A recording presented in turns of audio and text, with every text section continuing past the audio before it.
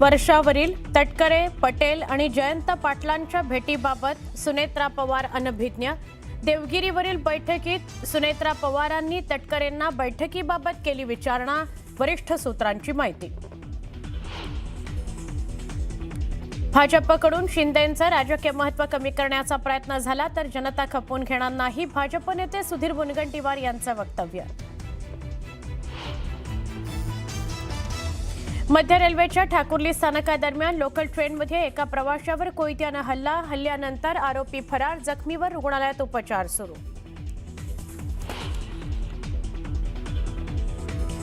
कुर्ला स्थानकावर तरुणांकडून दहशत माजवण्याचा प्रयत्न, हातात लोखंडी रॉड घेऊन दहशतीचा प्रयत्न, नागरिकांमध्ये भीती। चर्चगेट विरार लोकल ट्रेनमध्ये फिल्मी स्टाईल हाणामारीचं कारण अद्याप अस्पष्ट, मारहाणीचा व्हिडिओ व्हायरल, मात्र प्रवाशांच्या सुरक्षेचा प्रश्न पुन्हा ऐरणीवर।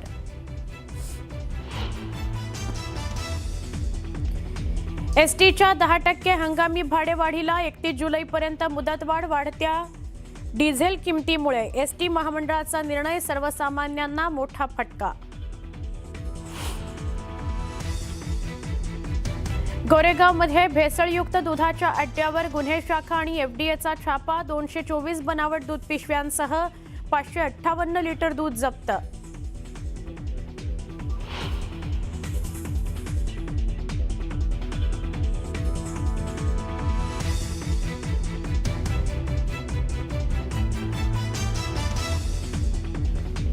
वर्ध्याच्या रोठा शिवारात अल्पवयीन तरुणीची अत्याचार करून हत्या, 3 संशयितांना घेतलं ताब्यात।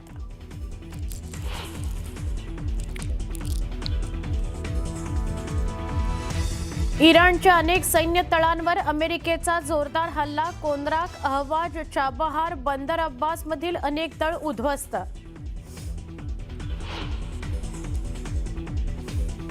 पीओके मध्ये पाकिस्तान विरोधात मोठं आंदोलन, रस्त्यावर उतरले लाखो नागरिक।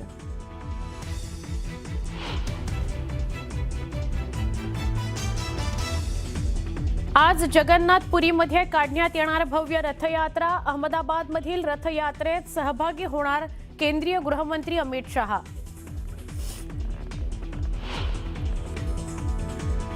आणि इंग्लंडचा 2-1 पराभव करत अर्जेंटिनाची फुटबॉल वर्ल्ड कपच्या फायनलमध्ये धडक, आता स्पेन विरुद्ध अर्जेंटिना असा रंगणार महामुकाबला।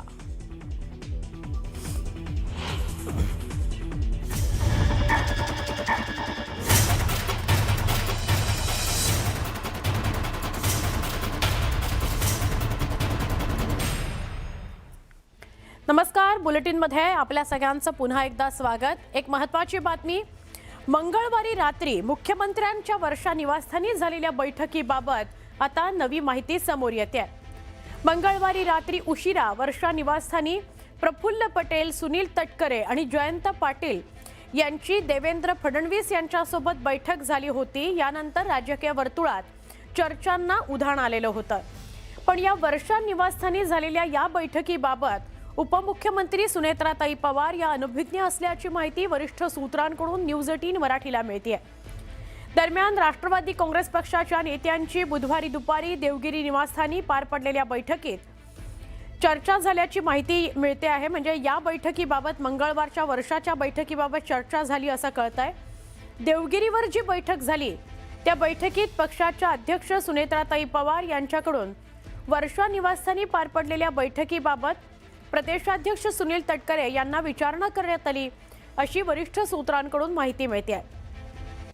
ही जी देवगिरीवरची बैठक होती, या बैठकीला उपमुख्यमंत्री सुनेत्राताई पवार, पार्थ पवार, छगन भुजबळ, अनिल पाटील, सुनील तटकरे हे सगळे उपस्थित होते।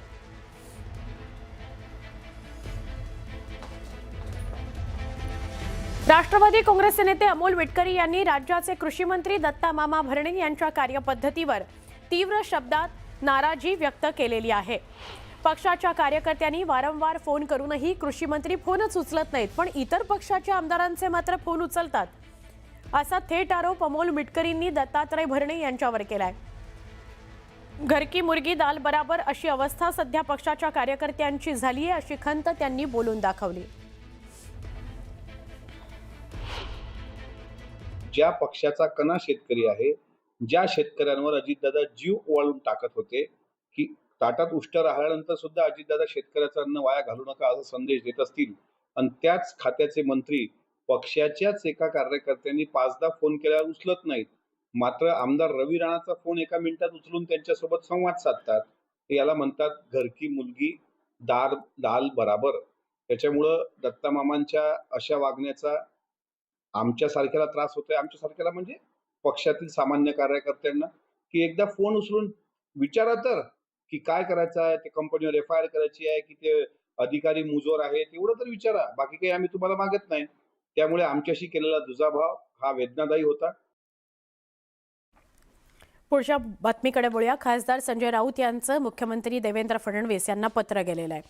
म्हणजेच काय, तर संजय राऊतांनी मुख्यमंत्र्यांना पत्र पाठवलं. हे पत्र कशाबद्दल आहे, तर रामरक्षा पठण या कार्यक्रमाचं निमंत्रण देण्याकरता हे पत्र लिहिण्याचा घाट संजय राऊतांनी घातलेला आहे. रामरक्षा म्हणजे रामाची रक्षा, त्यामुळे रामरक्षा पठणाला येण्याचं निमंत्रण त्यांनी या पत्राद्वारे संजय राऊतांनी मुख्यमंत्री देवेंद्र फडणवीसांना दिलेलं आहे.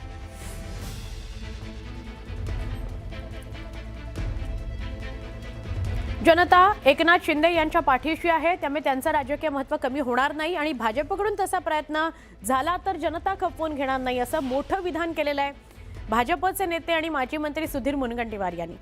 तसंच पवारांचा पक्ष एनडीए सोबत येईल का याबाबत व्यक्तिशः शंका असल्याचं त्यांनी म्हटलेलं आहे. आजपर्यंत या देशामध्ये जेव्हा जेव्हा काँग्रेसने एखादा पक्ष फोडला तो विरोधी पक्ष होता. हे पहिल्यांदा असं घडत होतं की सत्तारूढ पक्षातून 8 मंत्री आणि अंदाजे शिवसेनेचे 40 आमदार, 10 पक्षाचे 50 आमदार हे एकनाथजी जेव्हा घेऊन आलेत तर त्यांचं महत्व भारतीय जनता पार्टी कदापिही कमी करणार नाही. आणि असा प्रयत्न भारतीय जनता पार्टीने केला तर तो जनतेला सुद्धा खपणार. शरद पवार साहेबांची जी राष्ट्रवादी आहे ती एनडीएची भाग होणार नाही.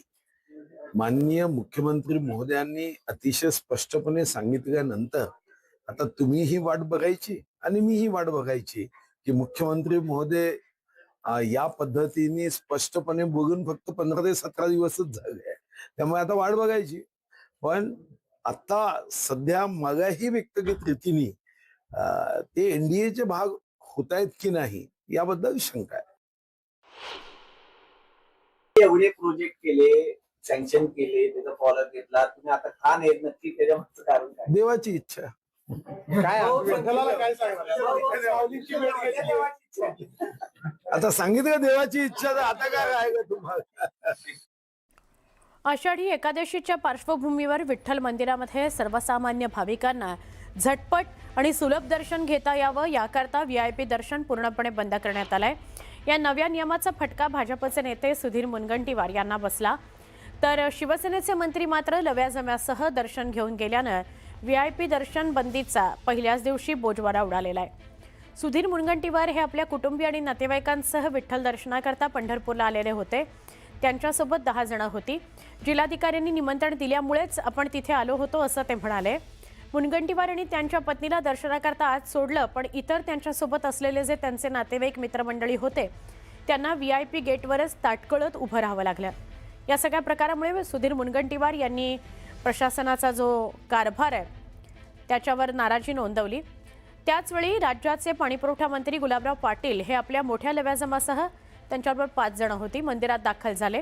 विशेष म्हणजे गुलाबराव पाटील यांच्यासोबत आलेल्या लोकांना मंदिरात सोडलं गेलं.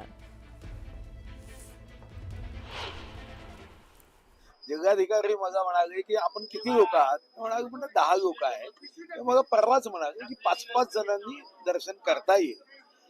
आज त्यांचा काहीतरी निर्णय बदलला. जेव्हा आम्ही पोहोचलो तेव्हा लक्षात आलं आणि माझ्या माहितीवर तुम्ही मला रेस्ट हाऊस मध्ये सांगितलं, पण मला तेव्हा हे माहित नव्हतं की मला परवा अनुमती दिली, काल निर्णय नवीन झाला. निर्णय हा गर्दी किंवा परिस्थितीजन्य घेतलाच पाहिजे. फक्त त्यांनी मला कन्वे केलं असतं तर जास्त चांगलं झालं असतं. तर खूपच गुंतागुंत दिसत आहे. तिथे एक लक्षात आलं की समन्वयाचा थोडा अभाव आहे. महसूल असेल, BVG चे लोक आहेत तिथं, तेही एकदम टाईट राहत आहे. तर त्याच्यामुळे समन्वयाचा अभाव आहे, बाकी काय.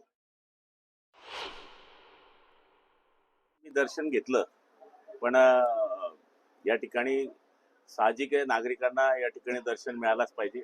पण आम्ही पण लाईनीत उभं राहायला काय हरकत नाहीये, पण शेवटी आपणच मंत्रिपदावर बसवल्यामुळे साहजिक जबाबदाऱ्या जास्त असतात. आता मी सुद्धा 12 तास प्रवास करून आलोय. उद्या आणखी मतदारसंघात जायला 12 तास लागणार आहे.